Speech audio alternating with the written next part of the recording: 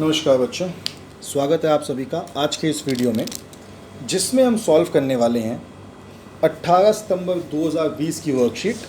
आज worksheet number 33, पहले science, फिर मैथ्स और फिर हिंदी।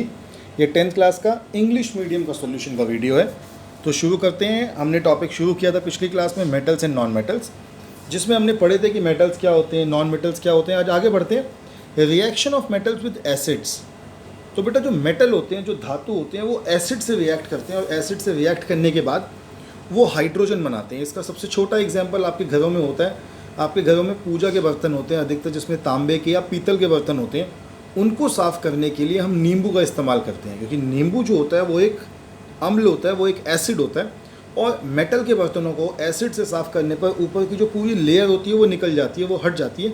तो अंदर का जो मेटल दिखता है, जो धातु दिखता है, वो एकदम चमकदार दिखता है। तो ये आपके घरों में पूजा की घंटी होती है, इन सबको साफ़ किया जाता है नींबू के साथ। मेटल जब डाइल्यूट एसिड से रिएक्ट करता है तो बनता है सॉल्ट और हाइड्रोजन। यहाँ पे उन्होंने दो एग्जाम्पल दे रखे हैं। सोडियम ने HCl से रिएक्ट किया तो NaCl और H2 बना, और जिंक ने HCl से रिएक्ट किया तो ZnCl2 और H2 बना। Copper does not react with dilute HCl, copper react नहीं करता। Hydrogen gas is not evolved when a metal reacts with nitric acid. ये बहुत इंपॉर्टेंट है कि नाइट्रिक एसिड से रिएक्ट करते टाइम हाइड्रोजन गैस नहीं निकलती। It is because HNO3 is a strong oxidising agent. ऐसा इसलिए क्योंकि HNO3 एक स्ट्रॉन्ग ऑक्सीडाइजिंग एजेंट है। It oxidise the H2 produce to water and it self gets reduce to any of the nitrogen oxides. तो खुद तो ये reduce हो जाता है और जो प्रोडक्ट बनता है, हाइड्रोजन बनता है, उसे ऑक्सीडाइज कर देता है। ऐसा करके कैसे करता है ये? But magnesium Mg and manganese Mn react with very dilute HNO3 यानी nitric acid to evolve hydrogen gas. तो इनके कहने का मतलब ये है कि नाइट्रिक एसिड जब मेटल से रिएक्ट करता है तो हाइड्रोजन गैस नहीं निकलती, लेकिन यही नाइट्रिक एसिड दो मेटल मैग्नीशियम और मैग्नीज के साथ रिएक्ट करके हाइड्रोजन गैस निकाल सकता है। आगे देखते हैं रिएक्टिविटी सीरीज। तो पिछली बार मैंने आपको पिछली वर्कशीट में रिएक्टिविटी सीरीज को याद करने का एक तरीका बताया था। तो रिएक्टिविटी सीरीज़ क्या होती है बेटा? एक सीरीज़ होती है जिसके अंदर ऊपर से नीचे हम मेटल्स को लगाते हैं। सबसे ऊपर सबसे ज़्यादा रिएक्टिव मेटल, जैसे जैसे नीचे आते जाएंगे तो मेटल की रिएक्टिविटी कम होती जाएगी। Potassium, sodium, calcium, magnesium, aluminium, zinc, iron, lead, hydrogen, copper, mercury, silver और गोल्ड। इनको याद रखने का एक तरीका मैंने आपको बताया था। केदारनाथ का माली आलू ज़रा फीके पकाता है, क्योंकि ये ऊपर की सीरीज़ याद रखना बहुत इंपॉर्टेंट है। While metals from magnesium to lead can react with acids, metals from copper to gold are highly unreactive and don't react with any other substance in normal conditions. ऐसा क्यों होता है? This is the reason why metals like gold don't get corrode easily and don't form oxides. तो आपने कभी मन ही मन सोचा होगा कि खजाने में हमेशा सोने की खोज क्यों होती है? उसका कारण ये है कि सोना इकलौता ऐसी धातु है जो हज़ारों साल बाद भी वैसे का वैसा ही रहेगा जैसा वो पहले दिन था।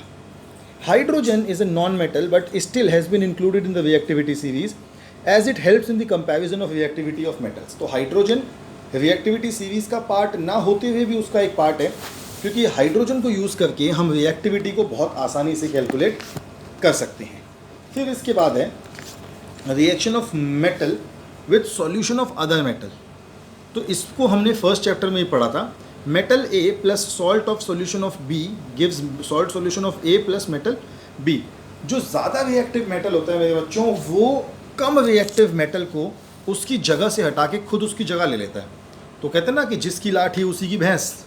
तो बस यहाँ पे वही होता है, जो ताकतवर है उसी का बोलबाला, जो बेचारा कमज़ोर है वो दब के रह जाता है। तो अब आगे बढ़ते हैं। उन्होंने एग्जाम्पल भी दे रखा है। Fe प्लस CuSO4 देता है FeSO4 प्लस Cu, और Cu प्लस AgNO3 देता है CuNO3 plus Ag। All metals are not equally reactive. If we check the reactivity of various metals with oxygen, water and acids, we find all metals do not react with these reagents. तो सारे metals acid से, water से, इन सब से react नहीं करते। चलिए देखते हैं। तो प्रैक्टिस देखते हैं कि which gas is produced when dilute hydrochloric acid is added to reactive metal. Write the chemical reaction when zinc react with dilute HCl। तो क्वेश्चन हमें दे रखे हैं। चलिए आंसर शुरू करते हैं सीधा उनका। तो पहला आंसर है which gas is produced when dilute hydrochloric is added to reactive metal. तो बेटा हमेशा याद रखना, हाइड्रोजन गैस, हमेशा हाइड्रोजन गैस ही रिलीज होती है जब मेटल को एसिड से रिएक्ट कराते हैं। साथ में उन्होंने पूछा है right the chemical reaction when zinc reacts with HCl। तो केमिकल रिएक्शन लिख देते हैं Zn प्लस HCl, तो क्या मिलेगा, हमें मिलता है ZnCl2 प्लस हाइड्रोजन। ये केमिकल रिएक्शन है पहले आंसर की, तो कर लीजिए इसको नोट डाउन। दूसरा क्वेश्चन देखते हैं, लिखा है what happens when copper reacts with silver nitrate solution. तो बेटा जब कॉपर सिल्वर नाइट्रेट से रिएक्ट करेगा तो हम कहते हैं कि hair like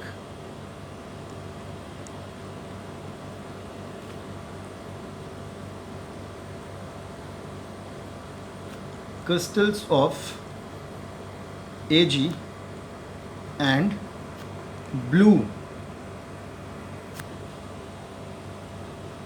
copper nitrate is formed। Chemical reaction भी लिख लेते हैं थोड़ा सा। तो केमिकल रिएक्शन होता है इसका Cu प्लस AgNO3 और हमें इससे मिलता है CuNO3 whole twice plus Ag। अगला क्वेश्चन देखते हैं। तो हमारा तीसरा क्वेश्चन है a solution of copper sulphate was kept in an iron pot. तो कॉपर सल्फेट के सॉल्यूशन को लोहे के बर्तन में, आयरन के बर्तन में रखा। A few days later iron pot was found to have number of holes. तो कुछ दिन बाद देखा तो लोहे के बर्तन में कुछ होल्स हैं, बिल्कुल होंगे क्योंकि CuSO4 में हमने डाला था Fe, लोहे का बर्तन। अब लोहा जो है वो कॉपर से ज़्यादा रिएक्टिव है, तो लोहे ने कॉपर को अटैक किया होगा और बन गया होगा FeSO4। अब जहाँ जहाँ से FeSO4 बनने के लिए Fe निकला, लोहा निकला, वहाँ पे छेद आ गए और साथ में सॉल्यूशन में दिखेगा हमें कॉपर। तो ये थर्ड क्वेश्चन हो गया। फोर्थ क्वेश्चन देखते हैं। वो कहता है use the table above to answer the following questions about metal ABCD।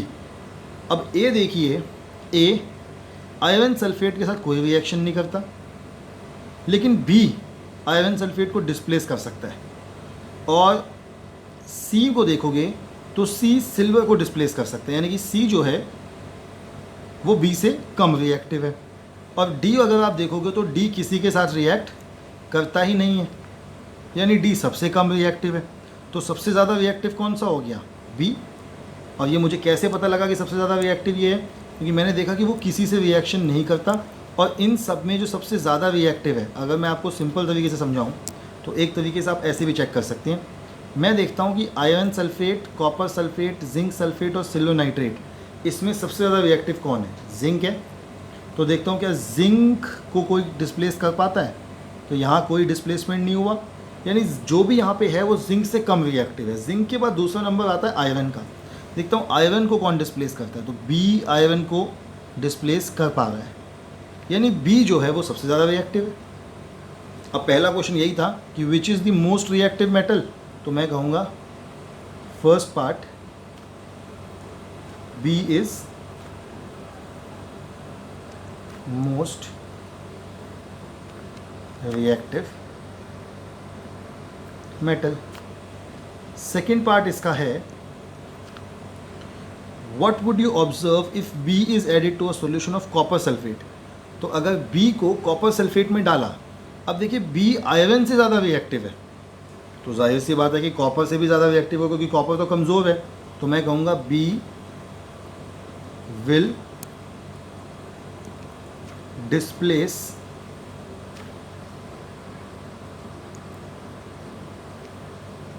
copper from its solution, B उसके सॉल्यूशन से कॉपर को डिस्प्लेस कर लेगा और केमिकल रिएक्शन होगा B प्लस CuSO4 यानी कि BSO4 plus Cu। Third part देखते हैं, arrange the metals ABCD in order of decreasing reactivity. तो सबसे ज़्यादा रिएक्टिव B है, उसके बाद अगर आप देखेंगे तो A कॉपर को डिस्प्लेस करता है तो A ज़्यादा रिएक्टिव है। फिर देखेंगे तो C जो है वो भी एक डिस्प्लेसमेंट करता है सिल्वर को, तो इससे ज़्यादा रिएक्टिव C है।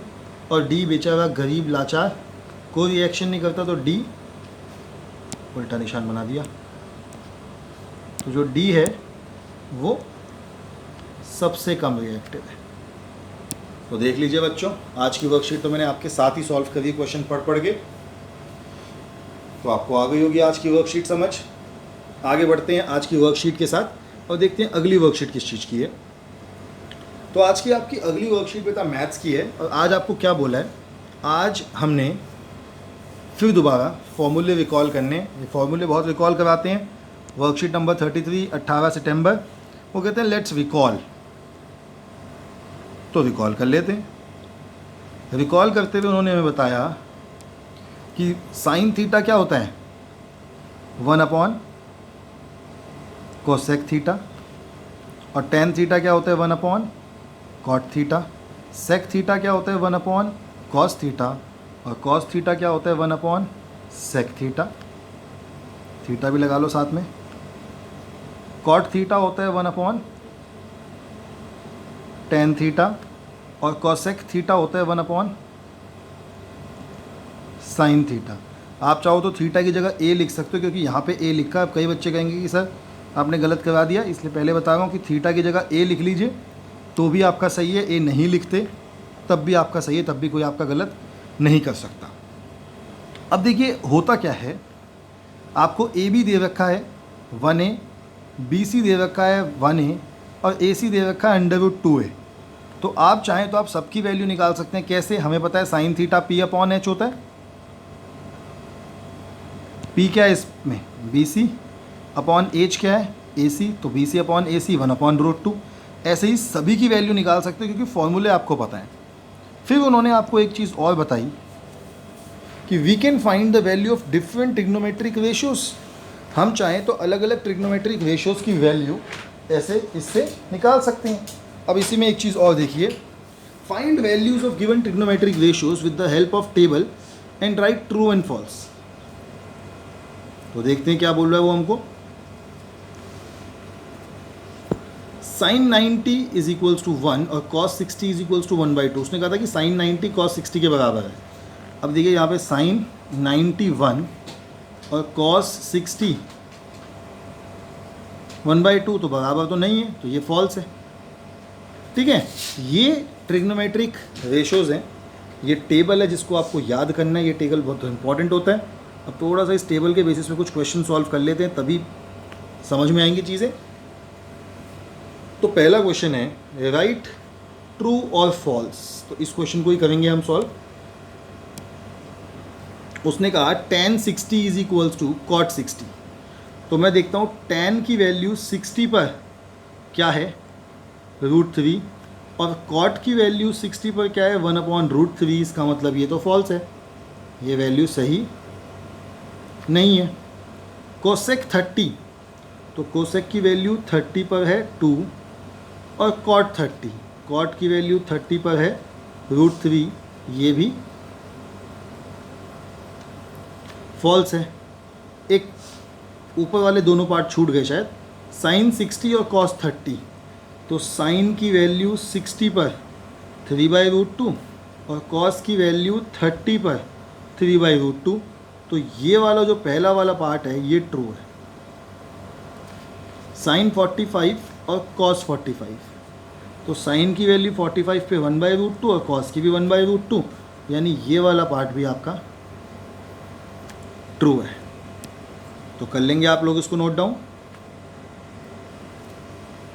पहला ट्रू, दूसरा ट्रू, तीसरा फॉल्स, चौथा फॉल्स। फिर वो क्वेश्चन कहता है कि in a right triangle ABC right angled at B, triangle right angled at B है, AB is equals to 5 centimetre and angle ACB is equals to 30। Determine the length of side B C and A C. तो मैंने diagram बना लिया। A B C right angle at B, A B की value 5 दे रखी है। ध्यान से देखिए, ए सी जो कि हमारा एच होगा वो हमको नहीं पता, बी सी जो कि हमारा बेस बी होगा वो भी हमको नहीं पता, ए बी जो कि पी है परपेंडिकुलर है वो 5 है। साइन थीटा का फॉर्मूला, और थीटा की वैल्यू भी दे रखी है बच्चों 30 डिग्री। साइन थीटा का फॉर्मूला होता है पी बाय एच, तो थीटा की जगह आ गया 30, पी यानी परपेंडिकुलर 5 और एच मुझे निकालना है। अब अगर यहाँ ध्यान से देखूँ तो साइन 30 की वैल्यू कितनी होती है 1/2, तो मैंने इसी वैल्यू को यूज़ किया और यहाँ पे साइन 30 की वैल्यू पुट कर दी 1/2 equal to 5/h, cross multiply किया h मल्टीप्लाई बाय 1h, 2 5 ज़ा 10, तो h की वैल्यू आ गई 10 सेंटीमीटर। h क्या था इस ट्राइंगल का AC, तो AC आ गया बेटा 10। ऐसे ही cos थीटा था b/h, थीटा तो 30 है तो cos 30 b/h अभी भी निकाला 10, cos 30 की वैल्यू होती √3/2, आप टेबल से चेक कर लीजिए। तो ये 10 वहाँ गया तो 10 √3/2 इज इक्वल्स टू b, 2 से 10 कैंसिल हो गया, 2 5 ज़ा, तो b की वैल्यू आ गई 5√3 सेंटीमीटर। ये हो गया हमारा क्वेश्चन नंबर 2। थर्ड क्वेश्चन देख लेते हैं एक बार, क्वेश्चन में क्या लिखा है। उसमें लिखा है find all the trigonometric ratios, और आपको एक h दे रखा है √2x, परपेंडिकुलर x और बेस भी x। डायग्राम मैंने आपके सामने बना लिया और थीटा 45। मैं कहता हूँ साइन थीटा p/h, p कितना है x अपॉन h कितना है √2x, तो x अपॉन √2x, x से x कट गया तो साइन थीटा आ गया 1/√2। ऐसे ही cos थीटा b/h था तो x अपॉन √2x वो भी cos थीटा आ गया 1/√2। tan थीटा आया p/b, p भी x, b भी x, x/x, तो tan थीटा आ गया 1/1।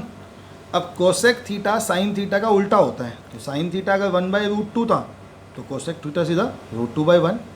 सेक थीटा कॉस का उल्टा होता है, कॉस 1/√2 तो सेक √2/1। कॉट 1/1 था तो इसका उल्टा भी, सॉरी tan 1/1 था तो tan का उल्टा कॉट भी 1/1।